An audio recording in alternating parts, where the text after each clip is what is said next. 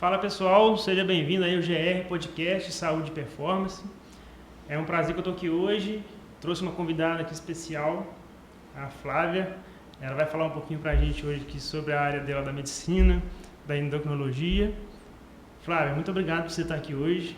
Obrigada a esse eu, conteúdo Gilson. para a gente aqui. Muito obrigado mesmo por ter aceitado aqui, a vir falar para a gente um pouquinho, trazer seus conteúdos, um pouquinho mais dessa área a fundo para a gente. Obrigado mesmo. Obrigada. Ei, gente, tudo bem? É um prazer estar aqui, a gente conversar sobre esse assunto que eu amo. Que bom, que bom.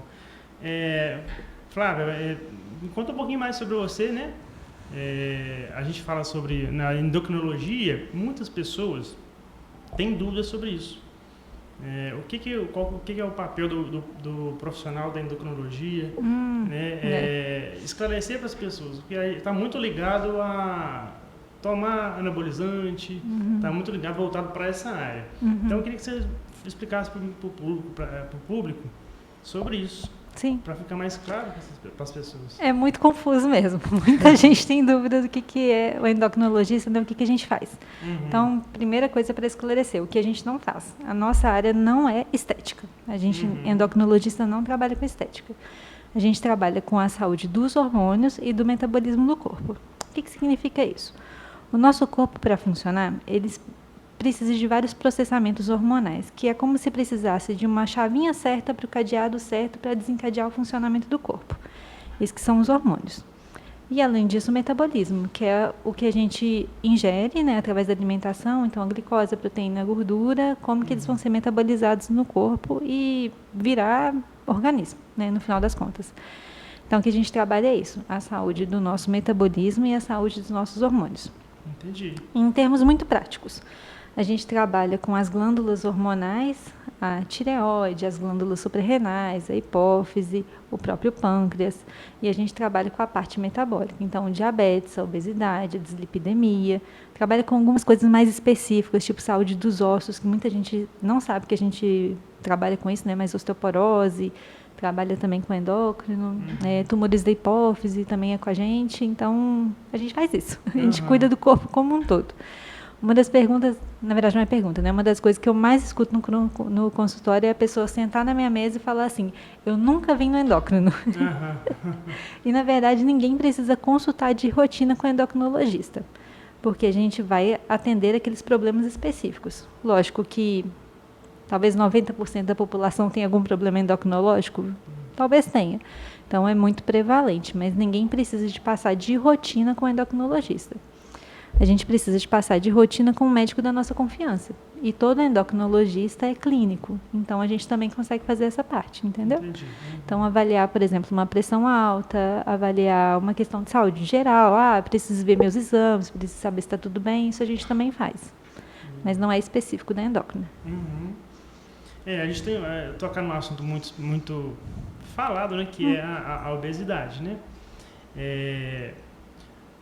A obesidade, muitas das vezes, ela é tratada como uma causa, né? E a gente sabe que é muito mais amplo. Você pode explicar para a gente assim, um pouquinho sobre a obesidade, para o pessoal entender melhor sobre isso? Sim, sim. As pessoas, eu creio que sabem muito de forma rasa e elas acabam confundindo, né? Sim. Obesidade, primeira coisa, é uma doença, não é uma causa, não é falta de vergonha na cara, não é consequência de puramente um estilo de vida, várias outras coisas têm que acontecer ali. Eu sempre falo para meus pacientes, tenho certeza que vocês conhecem alguém que é magrinho igual uma vara e come igual um peão. Sempre tem. Então, se fosse só estilo de vida e só alimentação, enfim, não é tão simples. O que a gente precisa entender de obesidade? Primeiro, é uma doença que é causada de forma genética. Mais ou menos 70% das pessoas que têm obesidade hoje em dia têm uma causa genética muito grande. Então, eu sou obesa, mas meus pais também são, meus avós também são, meus irmãos também são. Se eu tiver filhos, meus filhos também têm uma tendência maior de ganho de peso. Isso não é coincidência. Não é porque tem bolo todo dia no lanche da tarde daquela família. É porque a genética deles tem uma propensão maior a se tornar obesos. Primeira coisa é isso. Então, um fundo de genética. Segundo, o mundo onde a gente vive. O nosso corpo ele foi desenhado para viver num mundo onde não há oferta excessiva de alimentos.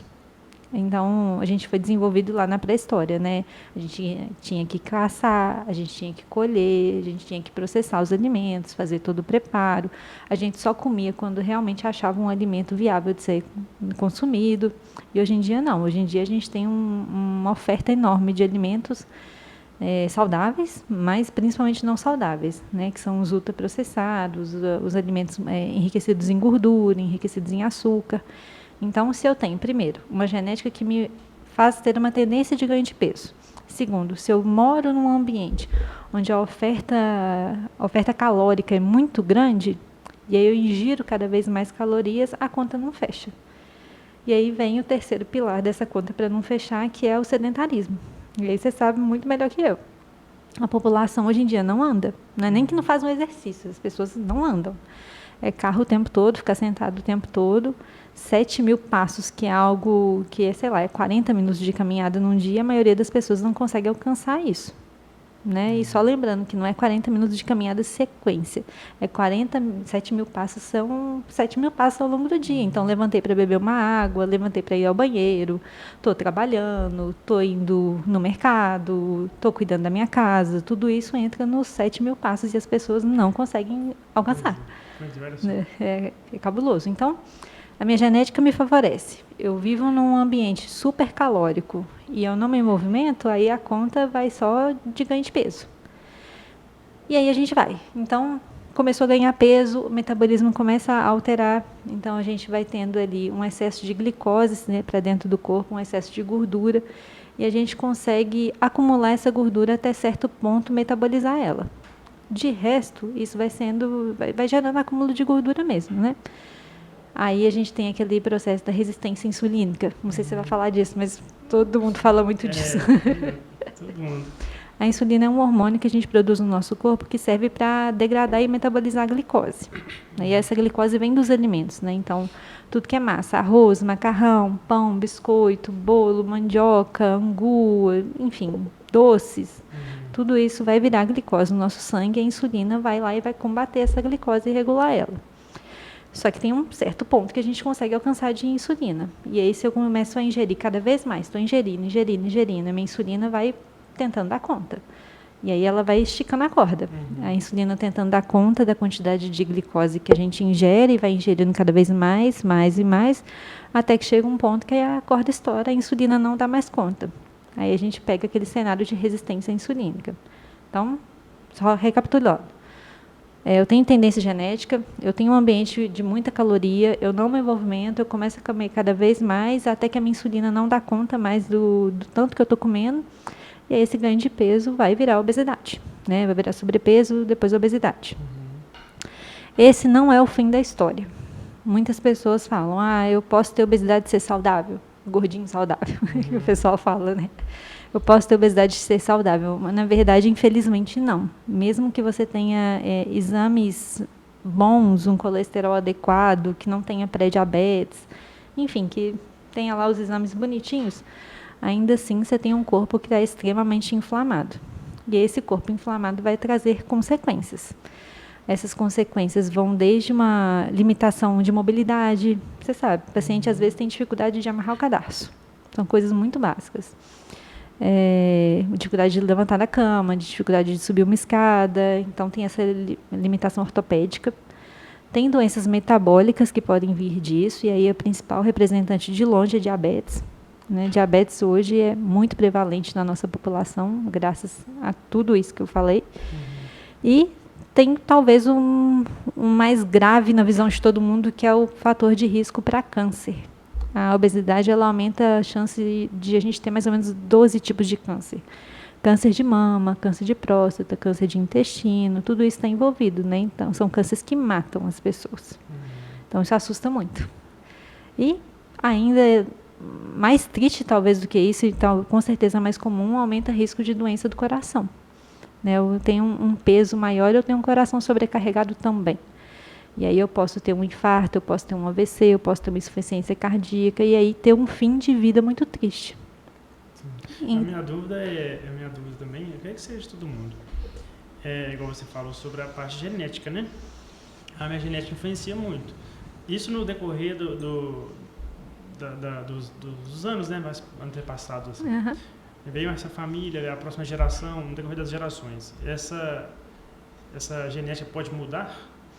Ela, Se, por exemplo, essa geração veio, fez atividade física, controlou, conseguiu alimentar bem, mudou o ambiente, aí a próxima geração também veio, fez isso. Eu não sei se tem estudos falando sobre isso. Consegue mudar? mas, a genética em si não tem jeito de mudar, mas tem como a gente mudar o jeito que a genética influencia a vida daquela família. Vamos pôr assim. Então, por exemplo, eu tenho um pai obeso, mãe obesa, mas eu escolho de forma muito consciente me policiar desde muito cedo e eu não ganho peso. Ou senão eu ganho peso e depois eu perco. E aí eu já estou quebrando uma barreira genética aí, a partir do momento que eu me controlo, né? Então, quer dizer, ter o fator genético não é sentença. Não é porque meu pai é obeso, minha mãe é obesa, que eu com certeza vou ser. O estilo de vida influencia muito, né? E aí, se eu me controlo, se eu consigo levar uma vida mais leve, não ganho peso, tudo, e vou engravidar e vou ter filho. A saúde do meu corpo pré-gestação, isso vale para mãe e para pai, não vale só para mãe, influencia em como aquela criança vai se desenvolver, né, em termos metabólicos, assim, se ela vai ter maior chance de ter diabetes, se vai ter maior chance de ter obesidade, sobrepeso. Então, sim, a gente consegue mudar. E aí, se eu crio um filho mais saudável, esse filho também vai passar numa genética mais saudável para frente. Então, dá para mudar. Ótimo. Não é fácil, não, mas dá. E nisso tudo, no meio disso tudo, a saúde mental, Flávia? Eu brinco que meu consultório é endócrino barra psiquiatra. Ou barra psicólogo, talvez. Porque as questões da mente, elas influenciam muito a saúde como um todo, né? Assim, tanto é que o conceito de saúde mais geral é um bem-estar físico e mental. E aí, talvez a gente tenha um bem-estar físico e não tenha um mental durante um período da nossa vida, por N motivos, pode ser por alguma questão familiar, pode ser por alguma questão de trabalho, alguma questão amorosa, ou alguma questão pessoal bem intrínseca mesmo, né, de como eu me vejo, como eu me sinto e tudo. E isso acaba influenciando a saúde física. Por quê? Se eu tenho um sofrimento mental, eu vou buscar conforto de alguma forma. E as pessoas têm tendência de buscar conforto de formas diferentes. E aí, um tipo de conforto que eu posso buscar, por exemplo, é querer ficar mais próximo da minha família, não querer sair de casa. Ou, senão, eu posso buscar um conforto em uma compulsividade de compras, e aí eu vou comprar para poder preencher o vazio. Ou, senão, eu posso ser compulsiva com bebida alcoólica, ou com cigarro, ou com outras drogas, ou com jogos, e eu também posso ter compulsão por comida, né? E aí, se eu manifesto a minha doença mental, né, o meu estado mental, buscando conforto em comida, é fácil, porque está dentro de casa, é relativamente barato, porque comer porcaria não é a coisa mais cara do mundo, é até mais caro comer saudável do que comer porcaria, né? E é muito gostoso. Esses alimentos de muita gordura e de muito açúcar, eles são preparados para o nosso cérebro querer comer mais, mais, mais e mais. Então, é o prato cheio para desenvolver obesidade em quem tem problema de saúde mental. O inverso também é verdadeiro. Então, se eu estou ali num processo de ganhar peso, né, aconteceu alguma coisa na minha vida, às vezes um casamento, uma gravidez, ou um trabalho que está me consumindo muito, eu já não consigo fazer atividade física, e eu começo a comer descontroladamente, e aí aquele peso vai inflamando meu cérebro, eu começo a me sentir mal, eu vou desenvolvendo episódios de compulsão, minha saúde mental também vai indo embora, então é um caminho de duas voltas, né? A saúde mental faz comer mais, e comer mais piora a saúde mental também. Estilo de vida, né? Ai, não é fácil. E quando fala em saúde, né? Isso tudo vai englobando e afetando a saúde em si. E o que você diria para a pessoa, uma dica para a pessoa começar a mudar esse estilo de vida que ela pode fazer para não mudar radicalmente, não conseguir sustentar isso, começar a melhorar a saúde? O que você diz? O melhor caminho, na minha concepção, é começar fazendo isso, ou mudando um pouquinho disso.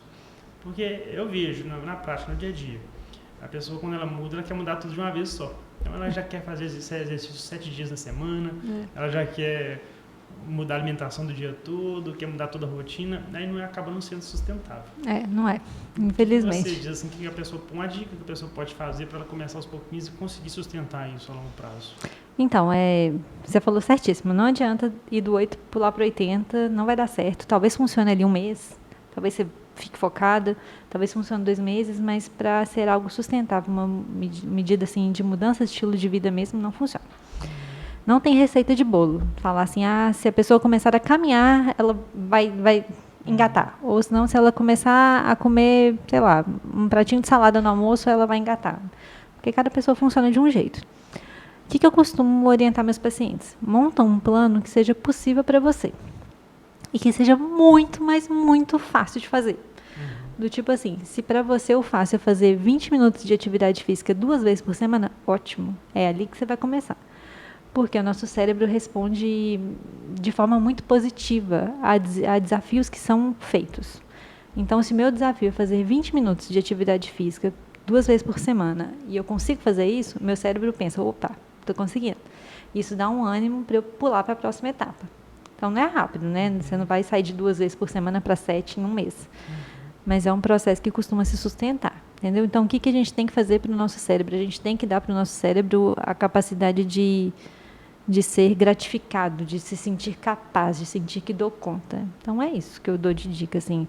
Monta um plano fácil, mas muito fácil mesmo, e tenta fazer ele da forma mais básica possível. Igual nos treinos, né, na parte física, eu faço isso. O aluno está começando, tem que ser um treino fácil. A pessoa fazer, tipo, opa, isso aqui é muito fácil. Tem. Vou fazer de novo. Não, e no final você ainda virar e falar assim, pô, legal, parabéns que conseguiu. E aí quem fez vai ficar assim, sentindo. Eu tenho aluno que fala assim, o primeiro dia, e às vezes na prática o aluno acha que vai chegar, tem que pegar muito peso, né? Tem que pegar peso demais, aí fica meio assim sem jeito de ver os outros alunos pegando peso também. Aí eu falo, não, vamos com calma, vamos devagar, vamos no seu tempo, no seu processo aqui. Aí depois, quando a pessoa vê, engata. Já engatou, já está igual os outros. E não precisa começar pegando muito peso para para poder ter resultado. Não precisa, só precisa de ir, é só isso. Exatamente. Não precisa pegar peso nenhum. Consistência, né? Um pouquinho sobre o padrão de corpo atual. Eu queria que você falasse um pouquinho disso, porque eu vejo antes era um tempo maior para mudar tipo um padrão de beleza, né? Eu acho que em torno de 10 anos, mais ou menos. Agora já está sendo cada vez menor. Então veio um corpo primeiro mais magro, que era o dito como o corpo da moda, né? Um corpo bonito. Depois veio um corpo mais violão, uma mulher com um quadril, bumbum mais grande. Depois veio também aí a parte de sarada, tinha que estar com o abdômen trincado. Então vai mudando de tempos em tempos. E como que você vê sobre isso, assim, dentro da sua prática, da sua concepção? Nós vamos por partes, porque essa pergunta é muito complexa. Primeira coisa que vale a pena a gente entender é que isso é um mercado. As pessoas estão lucrando muito com isso. Então, agora o desejo é que todo mundo tome Monjaro e bomba. Não é porque é de graça, é porque tem gente que está lucrando muito vendendo Monjaro, Tirzepatida, blá blá blá, e bomba. Então, é sempre um mercado. A gente está sempre à mercê do interesse de alguém lucrar. Né? Tudo na vida é assim. E aí, como que foram ao longo das gerações, né? Se a gente pegar ali, final dos anos 80, a gente tinha um corpo que era um corpo mais atlético. Né? Aquelas mulheres da ginástica, né? Nessa época. E aí, durou alguns 10 anos. Depois, nos anos 90, virou o corpo das top models, que era um corpo muito emagrecido. Eles falavam até que aquela Erin Chic, né, que é o corpo de heroína, de tão magro que era, e era isso bonito na época. E aí, depois, nos anos 2000, começou a voltar o corpo da gostosa, né, que era uma mulher que tinha mais volume de peito, mais volume de glúteo, um percentual de gordura um pouquinho acima, e aí ia. Até a gente chegar nessa fase, quem eram os padrões eram pessoas de mídia muito grande, então eram modelos, eram atrizes, cantoras, a gente tinha acesso a isso através de revistas, de televisão. Então, era um consumo que era, de certa forma, limitado. Se eu desligasse a minha televisão e fechasse uma revista e fosse para a vida real, eu ia ver pessoas de corpos reais. Né? Então, o padrão, ele era danoso, sempre foi danoso para as mulheres, mas ele era mais limitado. E aí, depois chegaram as redes sociais. E aí, de novo, isso é um mercado. As pessoas estão lucrando para que as mulheres sintam-se insatisfeitas o tempo todo. E aí, com a rede social, primeiro começou a cavalona, né? Então, a ultra gostosa, que tinha até a barriga chapada, o colchão, aí o bundão, e nada de gordura, né? Só músculo mesmo. E logo depois, agora, esse padrão de corpo mais recente foi um corpo, primeiro, extremamente emagrecido de novo, e agora, por último, que é o mais recente, é o magro e super definido. E aí, agora, as referências não estão só dentro de uma limitação de uma televisão, de uma revista, de um filme. Elas estão dentro do nosso celular, na palma da nossa mão, para a gente ver o dia inteiro. E aí, se eu abro a minha rede social, eu vejo lá uma mulher que é extremamente gostosa. Então, ela tem um peitão, ela tem um bundão, mas ela é muito magra. Então, ela não tem nada de gordura, sei lá, 5% de percentual de gordura para a mulher, que é baixíssimo, com um corpo muito musculoso. E isso não existe no corpo feminino. É muito importante que a gente saiba disso. Esse corpo não existe. Ele é impossível de ser alcançado de forma natural. Quem vai trazer esse corpo é uma medicação para uma perda de peso extrema, que é a tirzepatide, do Mounjaro, e o uso de anabolizante, que é bomba. Então, esse corpo é alcançado só dessa forma. Por que ficou muito perigoso? Porque as pessoas perderam referência do que é o real. O real não está na rede social. Então, eu já vi várias vezes, apareceu para mim já foto das paniquetes, da época do pânico. Isso tem 15 anos, talvez? 2015, eu acho nem tanto tempo tem assim, né? Tempo, não. E aí, o corpo, naquela época, que era considerado, nossa, difícil de alcançar, uns corpos lindos, até um pouco anabolizados também. E hoje em dia são corpos que, se olhar, vai chamar de preguiçosa. Porque não é um corpo que o ombrinho está marcadinho, que tem 6 gominhos na barriga, que tem gomo na perna, que, enfim, malhadinho, magrinho e tudo. Então, é isso. É uma referência que foi mudando muito rápido ao longo dos últimos anos, porque o mercado precisa disso. O mercado precisa de que a mulher esteja sempre insatisfeita com o corpo que ela tem, para que ela compre um corpo novo. E isso não serve às mulheres, isso serve ao mercado. Algumas delas podem até falar assim, nossa, mas eu estou me sentindo muito bem assim, eu gosto de ser assim, qual que é o problema de eu querer ficar com esse corpo que eu vi na rede social? O problema é que esse é um desejo que ele é imposto a nós. Ele não é um desejo intrínseco, né? Então, tanto é que é um desejo que, se a gente botar 4, 5 anos atrás, não existia. Então, por que de repente passou a ser um desejo intrínseco tão forte que eu tenho esse corpo da rede social? E por que de repente o meu corpo, que sempre foi um corpo legal, virou um problema? Né? Por que o corpo normal, um corpo de uma mulher normal, virou um corpo de uma mulher gorda? E onde que encaixa a verdadeira mulher gorda, obesa, no meio desse padrão? Porque nem existe mais.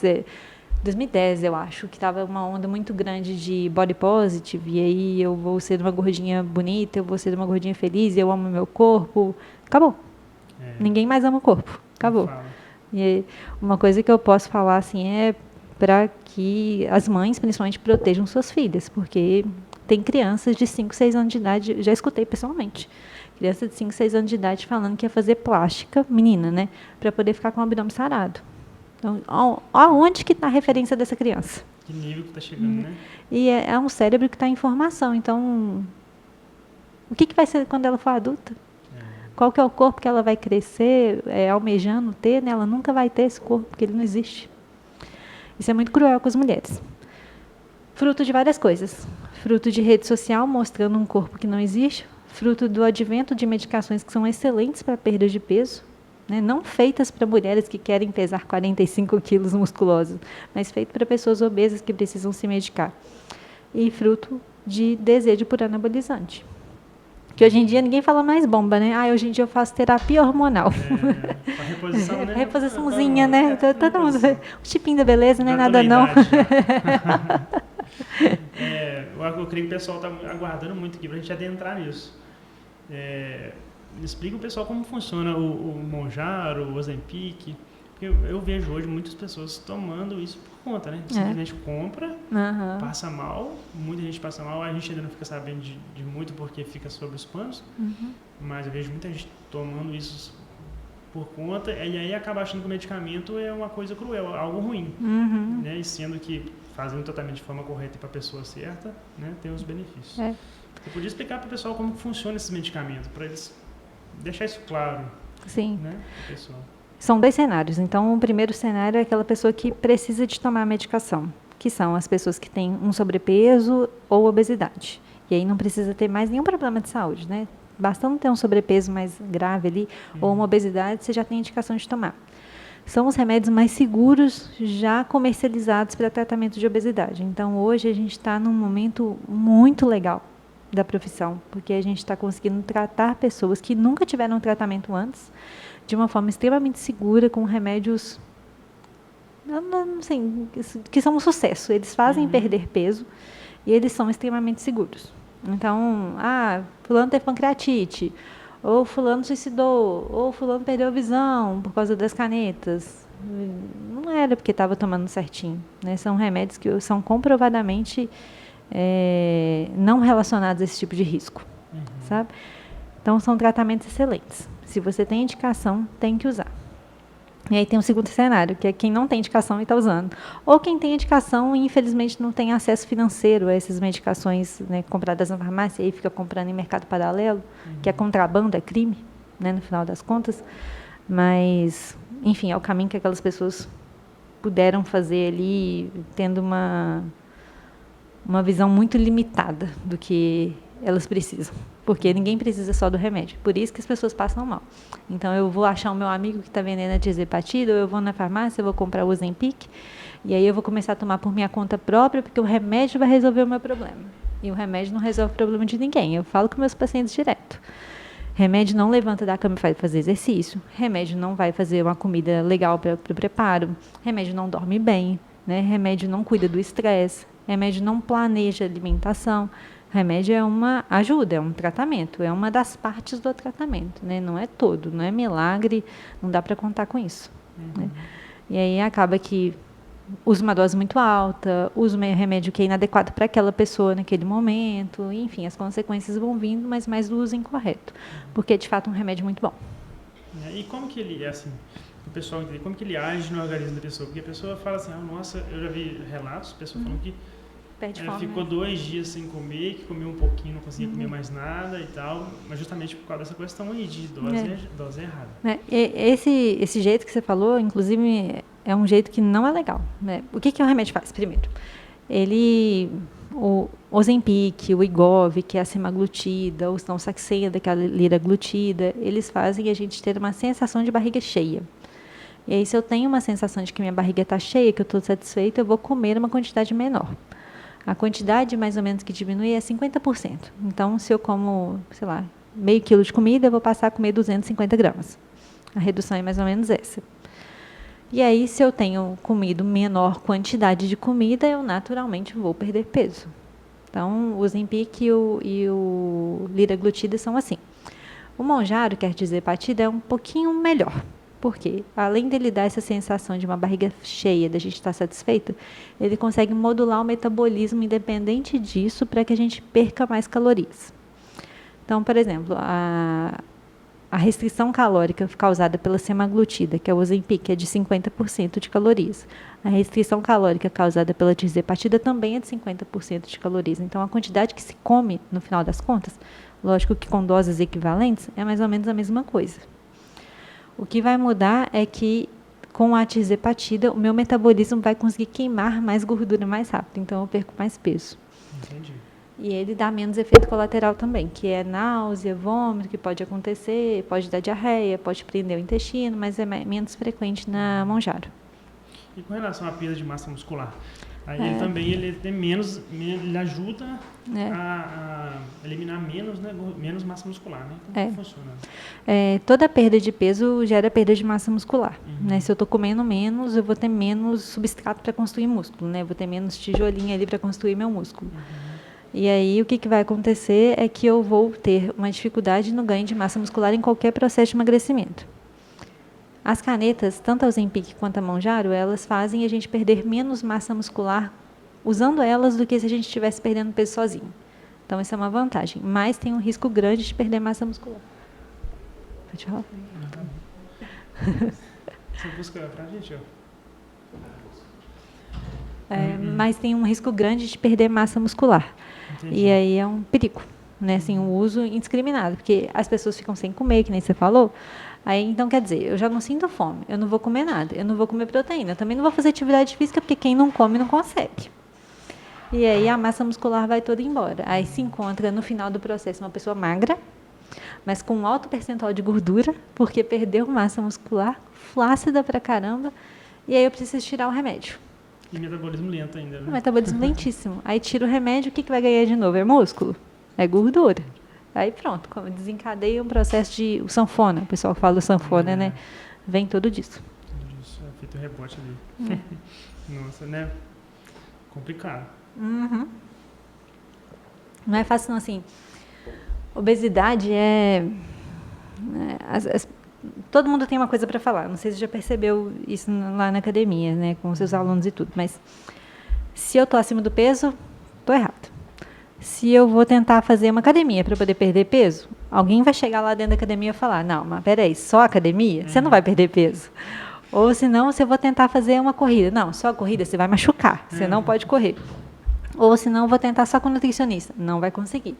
Aí eu decido tomar remédio. Tá querendo um caminho mais fácil, hein? Aí pior ainda, né? Aí Nossa, acabou. Fez bariátrica, então, é um falido. É uma pessoa que não consegue. Então, as pessoas sempre têm muitas coisas para falar e a maioria dessas coisas, infelizmente, é abobrinha. Tem que estar com a cabeça muito boa para estar no tratamento e conseguir filtrar. A verdade é essa. Eu aconselho meus pacientes a não contar. Que está usando medicação, que está fazendo tratamento, falo, fica caladinho. Ninguém precisa saber. Quem precisa saber isso é o paciente e eu que estou passando. Exatamente. Nem marido precisa saber, porque tem marido que odeia, você sabia? Nossa, eu tenho vários pacientes que escondem dos maridos. Porque se os maridos souberem que elas estão usando caneta, acabou. Nossa, complicado. E outra coisa, agora está menos, né? Mas a questão da bariátrica também. Fala um pouquinho pra gente da bariátrica. Muitas pessoas têm dúvida também com relação a isso. Sim, bariátrica é um tratamento para perda de peso. De novo, não é milagre, né? Quem fez bariátrica não quer dizer que a pessoa tentou de tudo e falhou. As pessoas, às vezes, vão pela primeira opção, pela cirurgia bariátrica. Quem fez cirurgia bariátrica também não quer dizer que é um incompetente que não consegue perder peso, porque, às vezes, o metabolismo dela está muito comprometido mesmo e não tem jeito de perder peso se não for com cirurgia. Eu tenho pacientes assim, que já tentaram Mounjaro, que já tentaram semaglutida, que já tentaram outras medicações, que comem pouco, que fazem atividade física, que estão fazendo tudo certinho, mas que não perdem peso. E o que está faltando é a cirurgia para resetar do zero o metabolismo mesmo. Entendeu? Então, é um tratamento. Também não é milagre. Todo mundo conhece alguém que fez bariátrica e ganhou peso de novo. Inclusive, não é um tratamento até mais fácil, até mais difícil, Nossa, mais complexo. é muito difícil, é muito difícil. Porque você todo tem o que processo ali bem complexo desde o início, Nossa. parte emocional, né, laudo, tudo, esse processo todo, até chegar e fazer para depois o pós-operatório também. Assim, é um processo complicado. Você tem que passar por um psicólogo, você tem que passar por um pneumologista, às vezes, pelo nutricionista, pelo endócrino, passar pelo cirurgião, e aí você faz a cirurgia. E é uma cirurgia, de certa forma, de mutilação, porque você tira um pedaço do seu corpo, que é um pedaço grande do estômago, do intestino, e que não volta mais. Né? Não tem o que fazer depois para poder reverter essa cirurgia. E aí, o restante da vida, você vai lidar com perda de vitaminas, com questões emocionais relacionadas à comida, porque isso continua acontecendo. Mas é um tratamento muito, muito, muito bom quando bem indicado. Muito bom. Quando a pessoa está ali encarando o processo como tem que ser feito mesmo, né, fazendo a parte dela, é excelente. Pois é. Às vezes é melhor que a caneta, dependendo da pessoa. Fazendo o processo, né, direitinho. Tudo, Mas caminho fácil não é, não. Nossa, caminho dificílimo. Nenhum é fácil, né? Nenhum é fácil. Inclusive, se manter gordo é difícil também. Tudo, né? Até o exercício, né? A gente exercitar todo dia, aquela rotina, treinar, comer, dormir bem, descansar. Nossa, é muito difícil, muito. A gente está falando muito aqui da parte nossa, né? Da parte de obesidade, mas fala um pouquinho da Flávia. Como foi sua história? Desde quando você começou? até onde você chegou hoje. Conta um pouquinho mais sobre você, para a gente ficar conhecendo mais, pessoal, conhecer mais sobre você, da sua história. Eu estava até te falando antes da gente começar, né, que eu não gosto muito de falar em público, eu sou meio tímida. Mas vamos lá, vou tentar fazer um resumo. Eu sou de Guiricema, que é uma cidade pequenininha aqui perto de Ubá, e aí fui fazer faculdade em Viçosa, eu fiz medicina lá. Depois eu fui fazer minha residência lá em Belo Horizonte, e aí eu fiz 2 residências. Uma que é de clínica médica, que nem te falei, né, que a gente é clínico, então a gente entende de saúde como um todo. Eu fiz no Hospital João 23, que é o maior hospital de trauma do Brasil, se eu não me engano. Então, eu vi de tudo lá, de tudo. O que mais tinha era acidentado, casos de dimensão nacional, avião que caiu, enfim, é tudo para lá. Quanta experiência. Tive uma vivência muito grande lá. Nossa, era muito difícil, mas era muito bom, aprendi muito, trabalhei demais. E aí depois eu fui fazer minha residência em endocrinologia. Eu fiz minha residência de endócrino no Hospital do Ipseng, em Belo Horizonte. E aí eu saí de um cenário caótico, tenebroso, assim, que era um cenário de SUS, e um SUS muito comprometido. A maioria dos pacientes que eu via na minha residência de clínica médica eram moradores de rua, ou acidentados, ou pessoas de condição muito, muito baixa mesmo. E aí eu fui para o hospital dos servidores, então melhorou um pouquinho. Lógico que era um hospital também que se via muito sofrimento, mas já eram pessoas que tinham uma profissão, que tinham família e tudo, então também foi um aprendizado muito grande, um aprendizado muito diferente do que eu vi quando eu estava na minha residência de clínica médica. Imagino. Porque, querendo ou não, essa população que eu vi lá no Hospital 23, João 23, eu não vejo mais. Né, assim, agora o Hospital do Ipseng, que eu vi professor, eu vi servidor do Estado, é uma população que eu vejo todos os dias, então que bom que no final eu me preparei para trabalhar com essa população, porque é a população que eu trabalho hoje. Beleza, então tá. Aí acabei minha formação. Eu vim trabalhar aqui em Ubá, porque é muito perto de Glicema, né, que é a cidade que meus pais moram. Eu priorizo muito minha família, eu gosto muito de estar perto dos meus pais, me preocupo muito com eles, minha irmã também. E aí eu vim para cá, e aí aqui eu tive a oportunidade de começar a consultório de endócrino. E aí comecei a atender e tudo. O consultório de endócrino ele é muito específico, né? Assim, as pessoas gostam muito de consultar com endócrino. Essa questão de obesidade hoje não tem quem não fale disso, na verdade, né? Tá todo mundo muito interessado nisso. Diabetes, tireoide também. Então acabou que deu muito certo. Graças a Deus, assim, eu sou muito grata ao BAP porque eu fui muito bem recebida aqui. E aí é isso. Então, depois que eu vim para o meu consultório, eu comecei a me especializar bastante em obesidade. Eu já fiz, acho que umas 3 pós-graduações em obesidade depois que eu terminei. Foram 3, que eu terminei minha residência. Então, hoje em dia, talvez seja 90% do meu consultório obesidade. Eu gosto muito do tema. Acho muito interessante. Acho que as pessoas que têm obesidade são extremamente desrespeitadas por profissional de saúde o tempo todo. Tem até um estudo que fala que até um paciente que é obeso chegar num consultório e receber um tratamento adequado, ele já passou em média por 6 profissionais de saúde que desprezaram ele. Então eu tento ao máximo ser a pessoa que não despreza, que está ali para poder fazer o cuidado. Por isso que eu quis me especializar nessa área. É extremamente prevalente, extremamente estigmatizada, as pessoas sofrem muito e não têm acesso a tratamento de qualidade. E quando têm acesso a um tratamento, elas são enganadas, muitas vezes, né? Assim, das maiores atrocidades, do tipo, eu vou te aplicar esse hormônio e você vai perder 10 quilos em um mês. Já tive pacientes assim, do tipo, vai no ortopedista, o ortopedista fala que a pessoa não pode fazer atividade física e tem que perder 10 quilos para poder voltar a fazer atividade física. Isso você vê muito também? Já. Não é triste pra caramba? Então, assim, eu quis especializar muito nessa área porque eu vejo o sofrimento que é. E eu acho desonesto, para falar a verdade, esse sofrimento. Não é justo. Eu acho que é isso. Nós vamos entrar num quadro agora, Flávia, que chama Máquina do Tempo. Eu quero te dar um envelope. Aí quero que você abra, por favor. Ui, estou até nervosa. Ó. Se você sentir a vontade de mostrar para o público. Eu acho que eu tinha 18 anos nessa foto, 17 anos. Tinha acabado de entrar na faculdade. Flávia, o que você diria hoje para a Flávia de de quando você tinha essa idade aí. O que você falaria para ela hoje? Nossa, eu nem sei. Mensagem? Eu fico até emocionada, eu nem sei. O que eu falaria? Essa Flávia está tão distante. Eu acho que eu tinha uns 18 anos nessa foto, hoje eu tenho 33 anos. Mas talvez o que eu tenho para falar é que as coisas vão dar certo de um jeito completamente diferente do que ela imaginava que ia dar na época, mas que ia dar tudo certo e do melhor jeito possível. Nossa, legal. Mas que com certeza tudo que eu pensava na época mudou. Anota atrás e você vai levar para legal. você de lembrança essa foto. Legal. Galera, nós estamos nesse quadro, o quadro Máquina do Tempo. E nós temos um parceiro aí que é o Dudu, né, lá do Açaí do Dudu. Ele mandou pra gente aqui uma degustação. Eu gosto muito de açaí, eu consumo e tô sempre lá com ele. Ele mandou pra gente.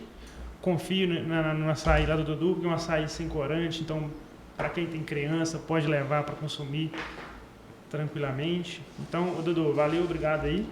Tamo junto aí pela parceria. Flávia, fica à vontade. Eu adoro açaí. Adoro também? Obrigada, viu?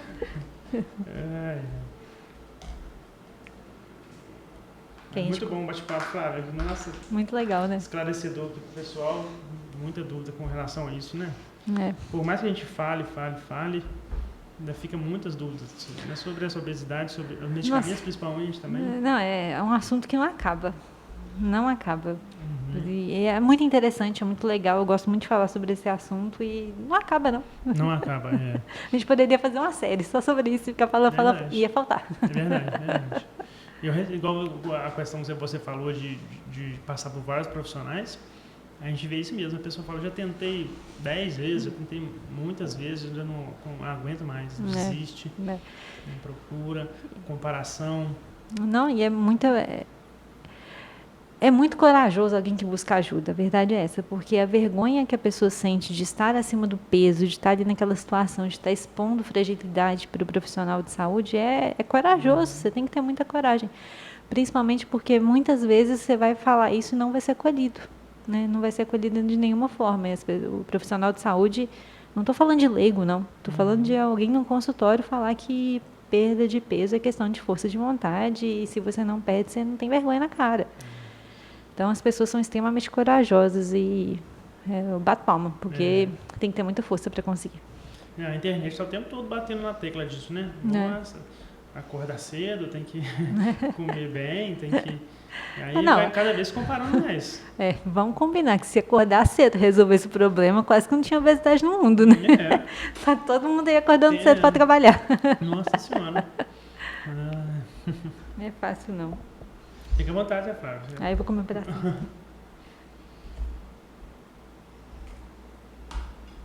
E os treinos, Flávia? Você faz esse tipo de atividade? Você gosta? Eu adoro atividade física. Adoro atividade física. Deixa aqui, depois eu como.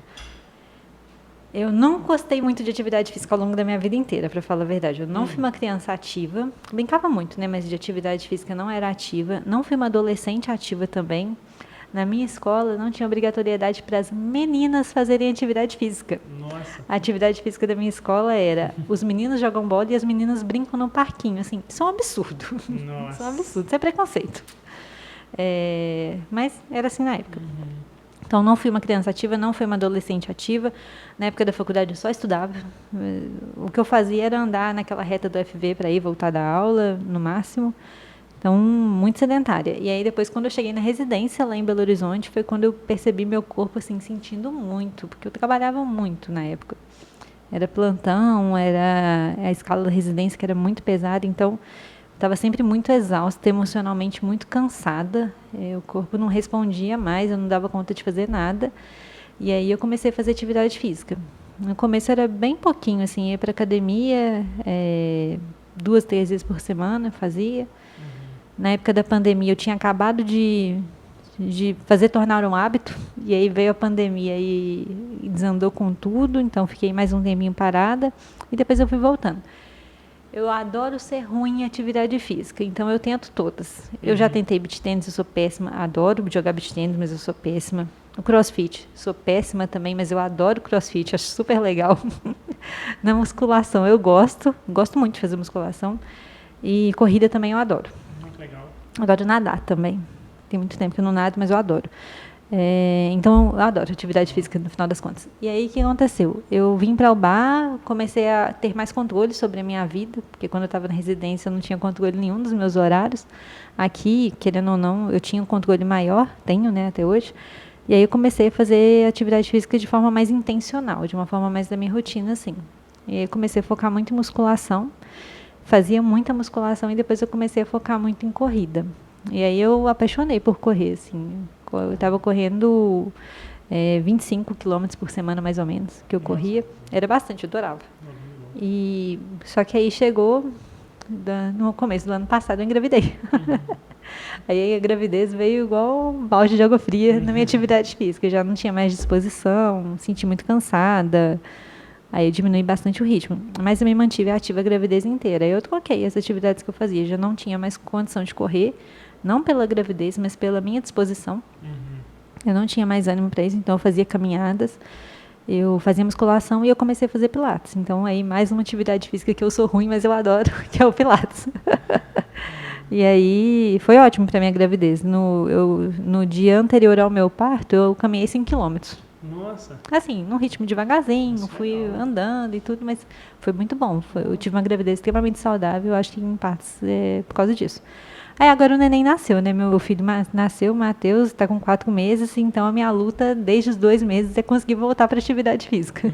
Quem é mãe sabe o que eu estou falando. Todo dia é um baile diferente que a gente leva.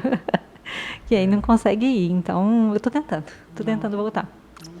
Mas eu gosto muito, muito mesmo. Eu, no decorrer da minha carreira, eu tive experiência com várias modalidades, né? Eu comecei trabalhando com musculação, aí eu trabalhei com treinamento funcional. Aí eu me especializei em personal trainer e treinamento esportivo. E depois eu fui pro CrossFit também, você até falou que gosta muito, né? Eu fui pro CrossFit depois. Aí no decorrer desses anos, agora eu criei um método, que chama Método GR Híbrido. Onde eu mesclo todas essas atividades dentro de uma modalidade que busca trabalhar a parte de força, né, que é o que a musculação trabalha.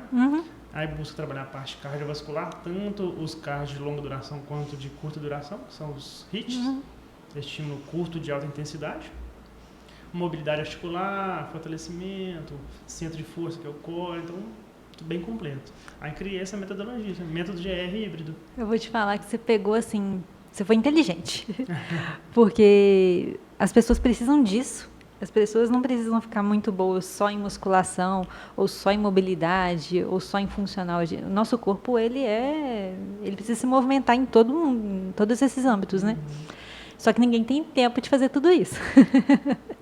Então, você foi esperto, porque você pegou uma metodologia que vai juntar o que as pessoas precisam como um todo, num tempo que eu acredito que seja de 1 hora por dia. Isso. Não, maravilha, maravilha. Aí é dividido durante a semana, né? Então, tem dia que dá foco mais na força, tem dia que dá foco mais no cardiovascular, tem dia... Aí a mobilidade sempre tem, que é a parte de preparação. Então, a preparação toda...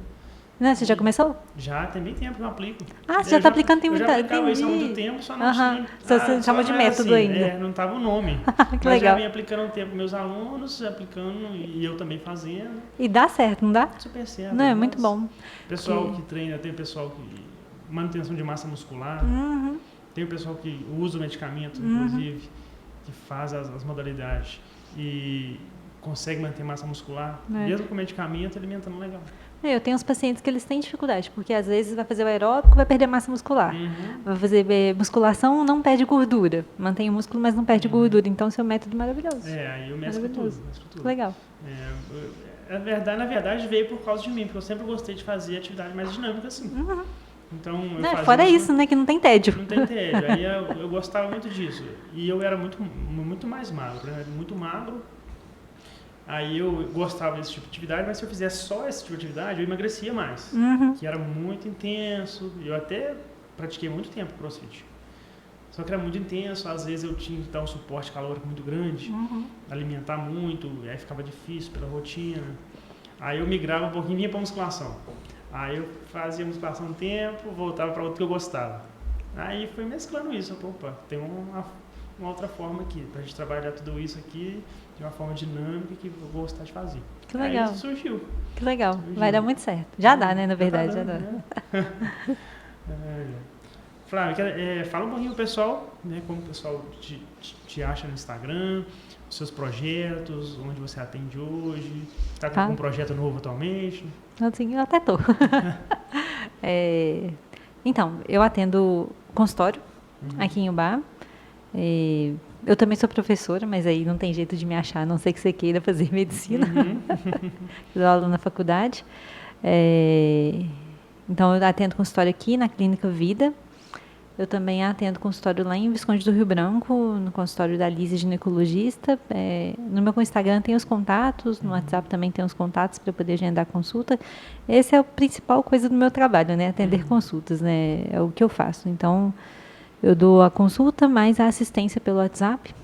Legal. Então, meus pacientes não saem, né? Quem é meu paciente sabe, não sai da consulta com dúvidas que nunca vão ser resolvidas. Eu estou sempre ali disponível, lógico, né, que não imediatamente, mas na medida do possível eu consigo. E aí é isso. Além disso, eu tenho meu Instagram, que agora eu estou produzindo conteúdo, vai ter umas mudanças no Instagram e tudo. É doutora Flávia Sabione Endócrino, para poder me achar lá. E aí eu estou montando um e-book também. Que legal. De mudança de estilo de vida em quem está usando a caneta. Legal. Porque é uma coisa que as pessoas têm muita dúvida, né? Eu estou usando a caneta e agora? O que eu tenho que fazer? Né? Atividade física, nutrição e tudo. Aí eu estou montando esse book. Daqui a pouquinho eu vou colocar lá. Muito bom, hein? Nossa, legal. Galera, obrigado aí. Mais um conteúdo hoje, mais um episódio. Lembrando você que está acompanhando a gente, se não inscreveu no canal ainda, já se inscreve. Já ativa aí o sininho de notificação também para receber os conteúdos aí que semanalmente estou colocando. Tá, Flávia? Obrigado.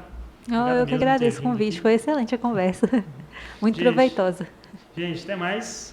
Obrigado. Até o próximo episódio. Valeu.